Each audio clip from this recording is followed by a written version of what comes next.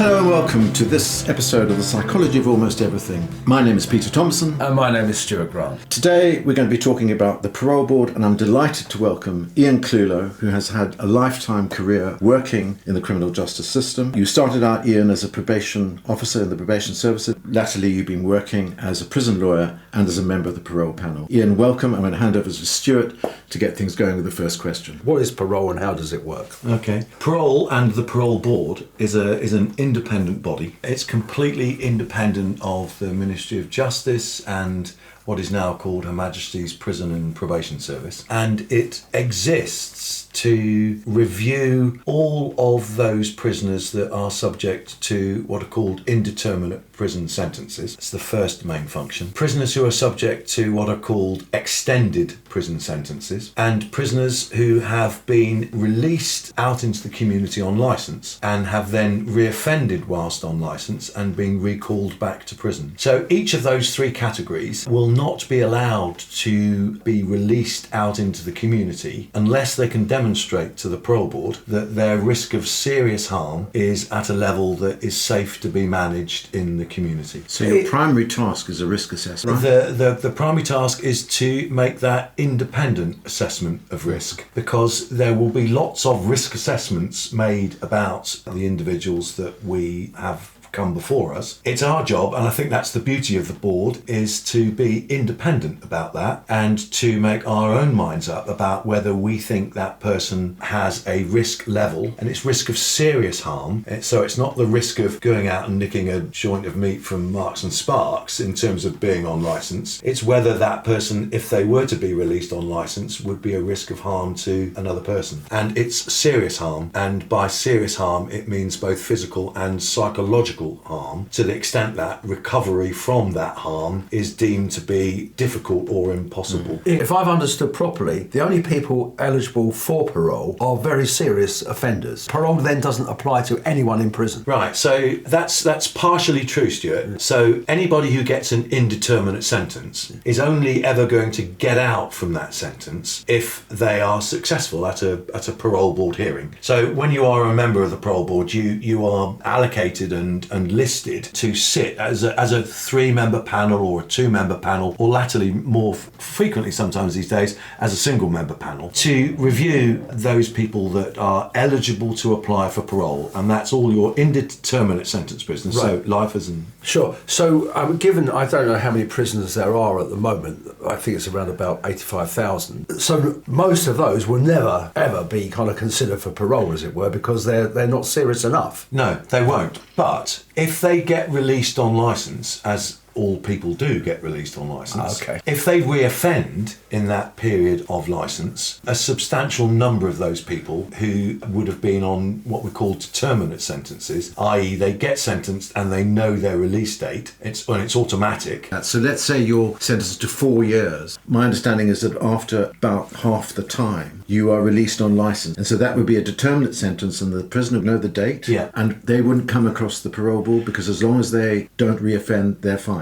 Yeah, it's only if they get recalled back into prison and there is a length of time left towards their what's called their sentence end date, their SED date. If there is a certain length of time, generally speaking over a year, then that recall will be reviewed by the Parole Board. You said that the Parole Board might comprise 1, 2, 3 members. Yeah. That's a huge amount of responsibility for one person. That's true. Generally speaking, single members would deal with those, if I can call them, less serious cases, and those less serious cases would tend to be those determinate sentence recalls. So you could be, say for example, you could be serving a 4-year prison sentence for possession with intent to supply Class A drugs, and you could get recalled because you failed on your licence, and you've maybe got 18 months, 2 years left before your sentence end date. That case, as a recall case, would be reviewed by the Parole Board, and it would probably be safe for it to be dealt with by a single member, because whilst there is harm associated with possession with intent to supply, it's not the same level of direct harm that might have been the case if you'd been convicted of a Section 18 wounding, for example. Exactly. Yeah. I know that you use psychologists occasionally. How do they contribute? What unique? Well, I think the board is made up of groups of members because we're all independent, but there are groups of us who are called independents. So we might come from a criminal justice background, we might come from police background, we might come from running a cinema, we might come from public service, and been recruited to the board as those independent members. But the board also specially recruits a number of psychologists and psychiatrists in particular to be on those panels where they are most required. Generally speaking, that will be in the indeterminate sentence prisoner cases. So indeterminate sentences these days are made up of two types of sentence. The life sentence, which is the automatic sentence you get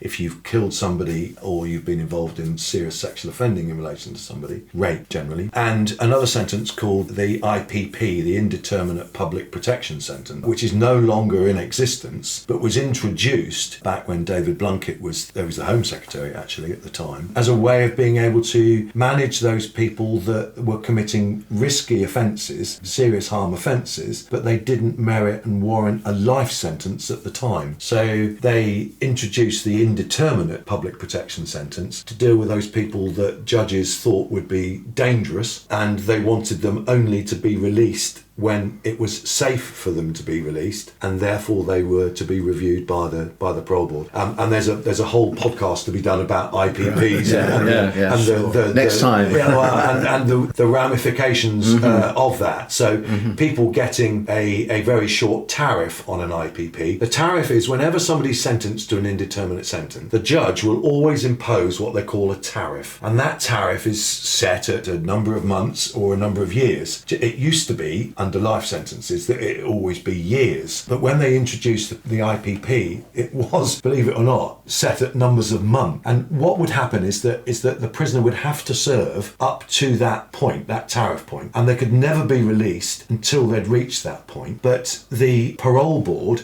would be responsible for reviewing them just before that tariff date so that they could make a judgment about whether they were safe to be released. So the tariff date's the same as a minimum sentence? Well, yes, it is. It is in a way, but it's probably better to call it a tariff, because if somebody gets a life sentence, their tariff is not necessarily the minimum they will serve, because they can actually serve a lot more than that. I think one of the unforeseen consequences about the IPP was that many of the young men in particular that were sentenced to IPP have ended up serving hugely disproportionate periods of time over their tariff date. And would they suffer with mental illnesses typically? Well, so typically what would happen is that IPPs were often used with groups of young men who would be out there in the community displaying dangerous behaviours, if you like, that were causing sentences and the public lots of concern. But they would often be young men who, in particular, there are women, but mainly young men, who would be probably some of the most damaged people that society has. And they inevitably end up in the court. And what happens, in my experience, is that they would get the IPP, and then, if it's not too colloquial, they would take their damage with them into the prison system, and the way in which they then behaved or responded within the prison system would mean that they sort of reinforced their sense about dangerousness, and that meant that it became more difficult for them to be released. And one of the difficulties, I think, about the indeterminate sentence in general is that what you have to do as an applicant when you are applying to the board is that you have to be able to demonstrate that your risk has reduced. But if you can't get access to the services you need to be able to demonstrate that your risk is reducing, it becomes very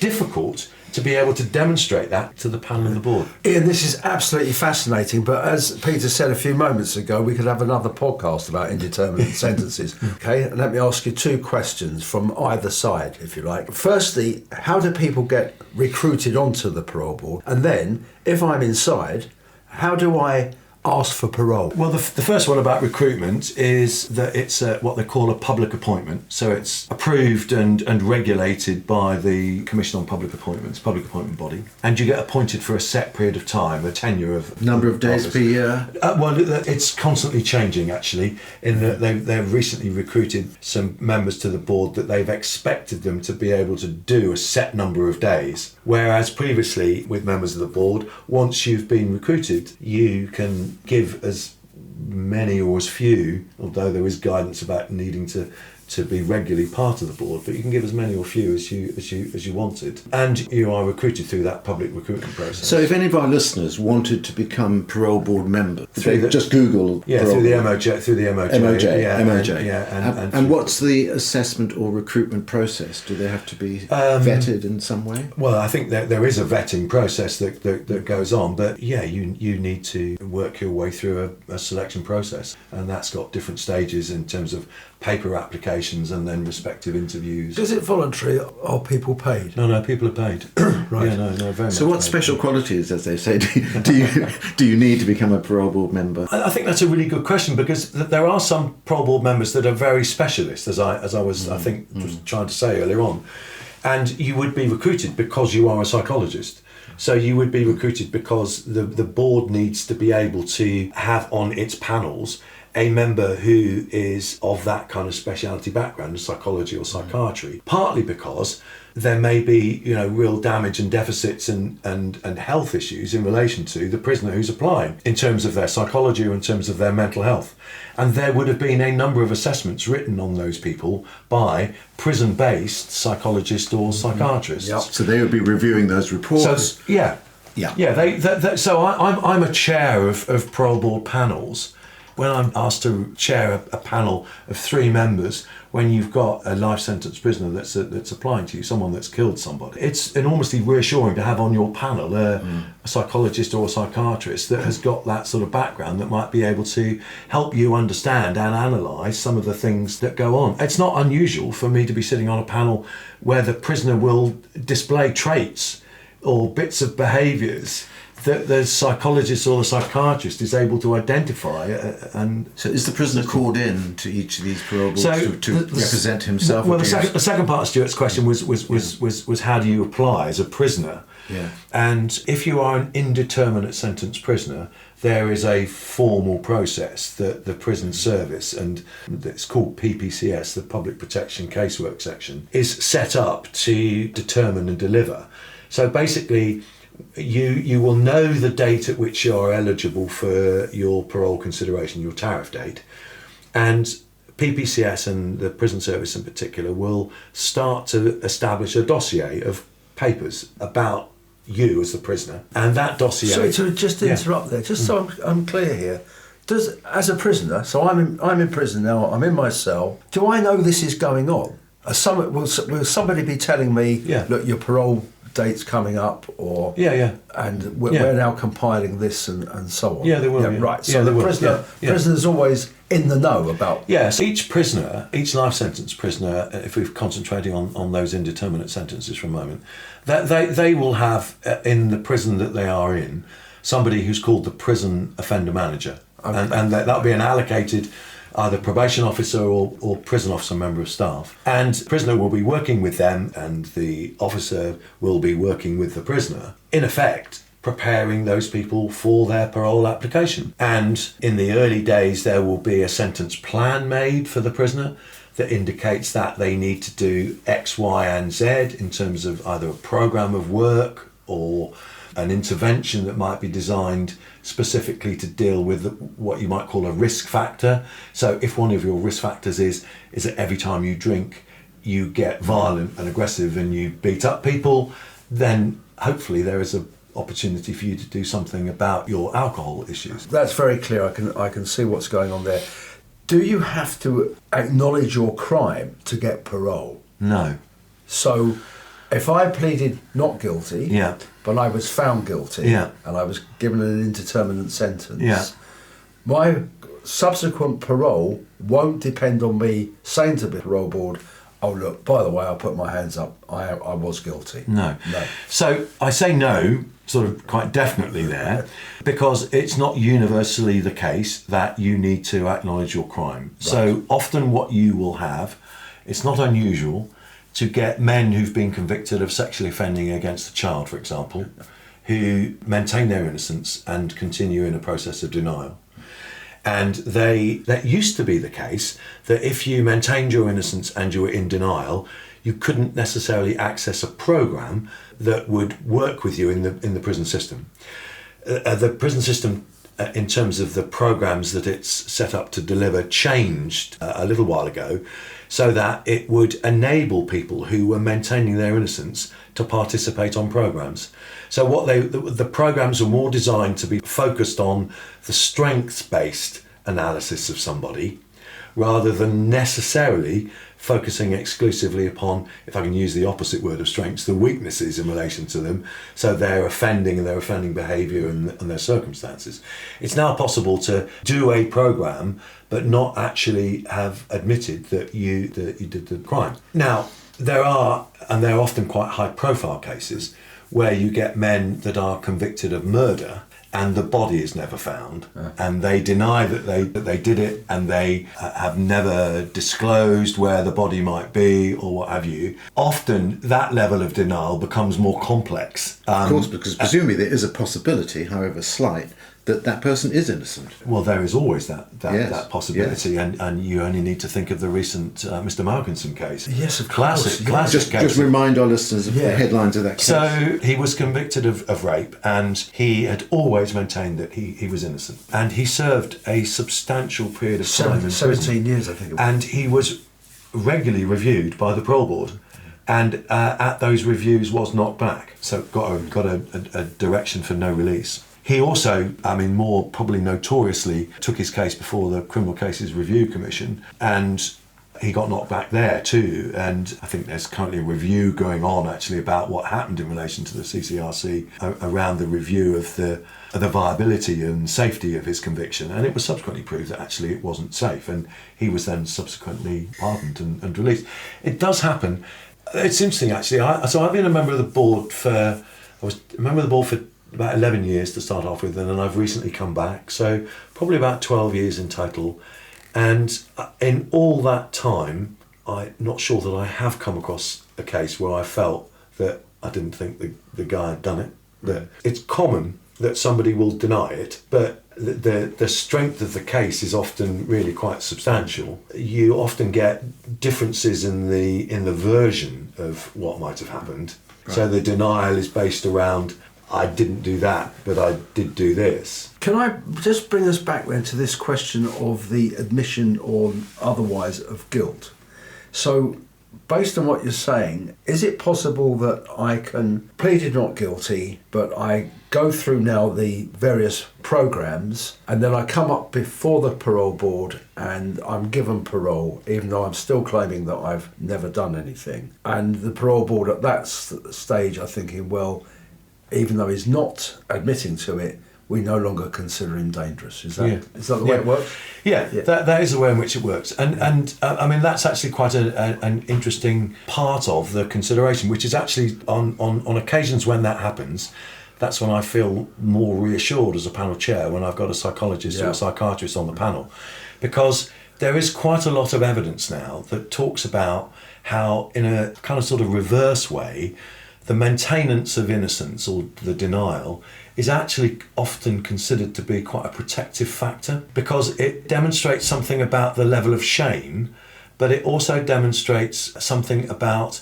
the investment that they and all of their family and support network and people that surround them have got in maintaining the sense that this guy is a decent guy. That assumes that the family and friends do in fact. It does. How do you know that? As a well, you know that from the evidence that you've got in the dossier.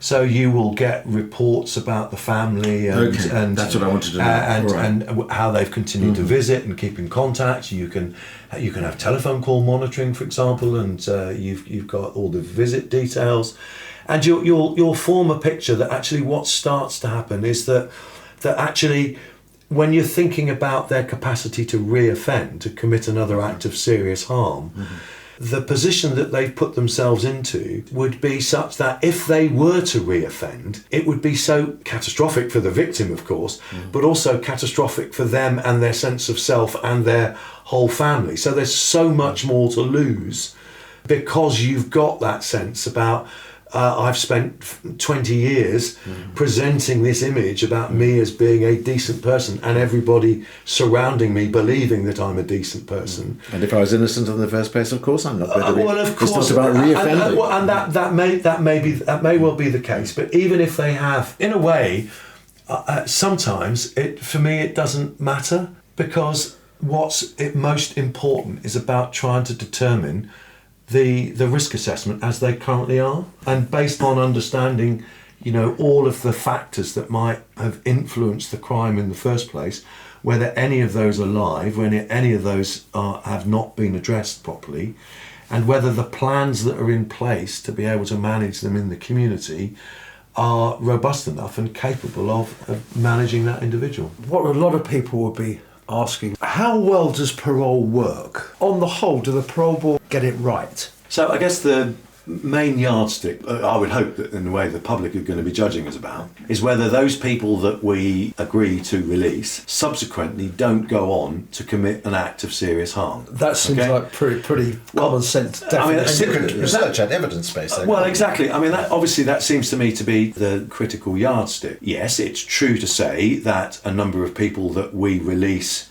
and make decisions for release do get recalled. But it might not be that they're being recalled for committing an act of serious harm. So what they would be being recalled for is that they have breached a condition in their licence, or the probation officer in the community that's responsible for managing them in the community on licence feels that there is an escalation in the risk factors that this person has historically possessed, and they no longer feel safe or comfortable about managing them in the community. So as a precaution, they recall them. I think I'm right in saying, and you would need to consult with the Parole Board about the stats, but my understanding is that the proportion of people that the Parole Board release that then go on to commit an act of serious harm is less than 1%. It's a disproportionate amount of publicity, isn't it? I mean, in a way, it's right? very, very understandable, because if you've got somebody that has gone on and committed an act of serious harm, seriously injured, seriously raped, maybe even killed somebody else, and they were doing so whilst they were on a period of licence when they could have been in prison, it's very understandable that those cases attract level of interest and intelligence.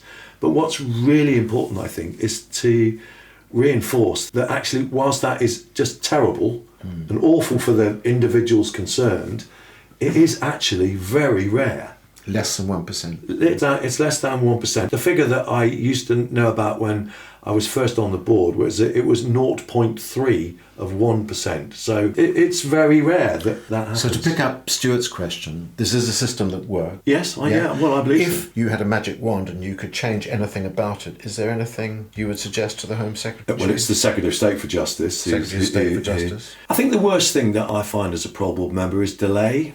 And delay is awful. It's pernicious. It erodes people's confidence in the system. And I think that the system needs to have integrity, and it needs to be able to demonstrate to prisoners that they will get a fair hearing and a fair review and a fair timescale.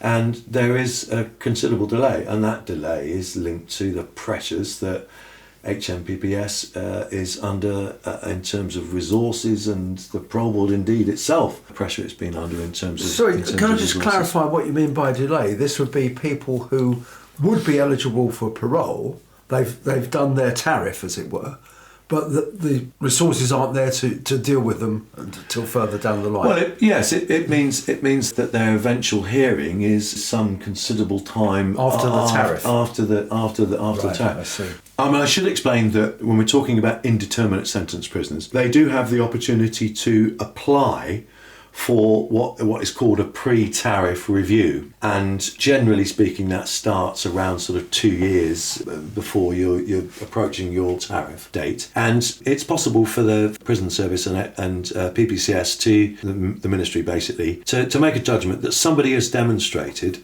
such good behaviour and such levels of improvement in terms of their risk management and the like, that it's possible for them to be considered before their tariff date as to whether they could then move into open prison conditions. So the idea being that they've done all the work that they need to do in the closed prison estate. They're a life sentence prisoner, but their tariff isn't due for another 2 years. But it makes sense in the circumstances of their progress and their risk for them to be progressed into an open prison. So they would never, even under those conditions, never come out before their tariff. They would never be formally released in terms of a release decision before their tariff. Right.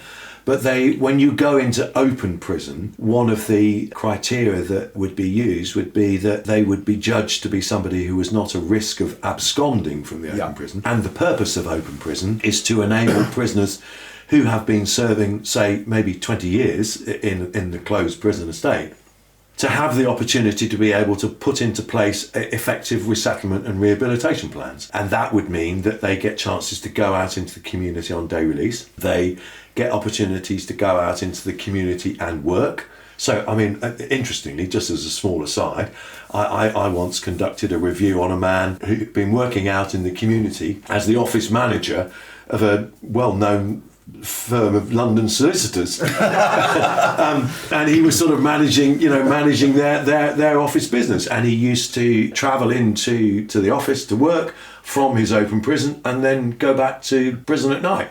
I mean, to all intents and purposes, prison was bed and breakfast, and he was leading a successful career, and that's the beauties and benefit of the prison system. When it works well, it does work well, and it is open prison is a successful part. I should just explain that when it comes to open prison conditions, the Parole Board can only recommend that somebody goes to open before their eventual release decision, or indeed before their tariff, and all of those recommendations need to be approved by the Secretary of State. I take it, to prevent delay, what you really need are more resources, more people on the Parole Board. Well, I think probably, I can't speak on behalf of the Parole Board. The board, I guess, would always welcome more resources.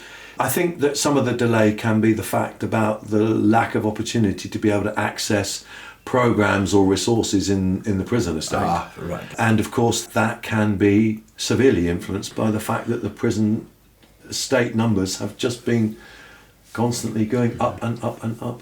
In a lot of your examples, you've mentioned men and violent crime. Sure. I'm concerned about the number of women in our prisons. I'm concerned because, as a psychologist, you see the damage that happens, the absent mother, the effect that has on the children especially, but the whole family. Do you have any comments on what we could do to get women back in the community rather than locking them up? I know that so many of them suffer with drug and alcohol problems, which for me is that it's a treatment issue.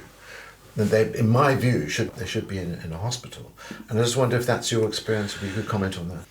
Well, I think I'd come back to you. First of all, I'd say that in my experience, actually, most women don't need to be in hospital. They probably don't need to be in prison. I have come across a number of women who I've had to review on the board who've committed serious offences and serious crimes. Violent. Yeah, most definitely. Often, though, in those cases, when you read about what they have done to their victim, you can also read about what has happened to them in their own life as being a victim, and in many cases it's almost identical to some of the things that they've done.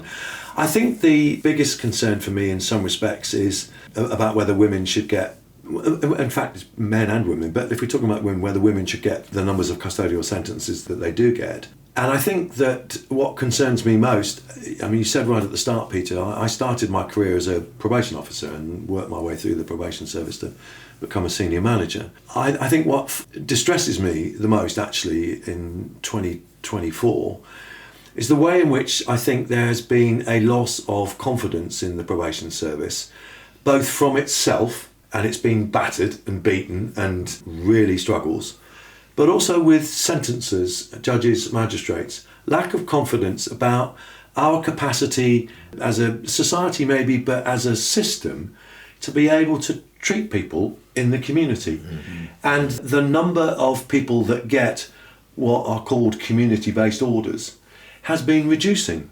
and it's been declining. And in my books, that's an absolute tragedy. And what we're moving more towards is a sense in which the way in which you deal with people is that you give them short custodial sentences. And in the current system, a short custodial sentence just doesn't touch the sides for most people. If you get a 6-month custodial sentence, you are hardly in prison. Yeah, but also you can't pay the rent for 6 months. Everything collapses. Well, there's all of that. There's all of the collateral damage that reduces your level of social capital. That means when you are released, you're more bankrupt than you were than when you went in, and constantly in debt, both financially and metaphorically. And it's much, much more difficult for you to be able to build up all of those protective factors that we need in order to prevent a return to reoffending. We're nearly at the end of our time. Stuart, any more questions for Ian? Oh, I've got thousands more questions, but we are near at the end of our time. And we do always like to end with a little humorous thing. And we've had a very serious subject, and I don't have a joke about the Parole Board, but I do have a joke that spans both our respective professions. And I will tell it. And it is, why are experimental psychologists now using lawyers instead of rats in their experiments? I don't know, Stuart. Why are experimental psychologists using lawyers rather than rats in their experiments? You can see where this is going. Because the psychologists don't get attached to the lawyers, and there are some things even a rat won't do. Ian, thanks so much for your time. It's been fascinating, and I think we'll have to get you back to talk more. Yeah, that's been absolutely marvellous. Thank you so much. That's been so interesting and so informative. And I apologise to all the lawyers out there, because one day I might need your services. So it's goodbye from me. And it's goodbye from me. Yeah, thank you very much. Goodbye.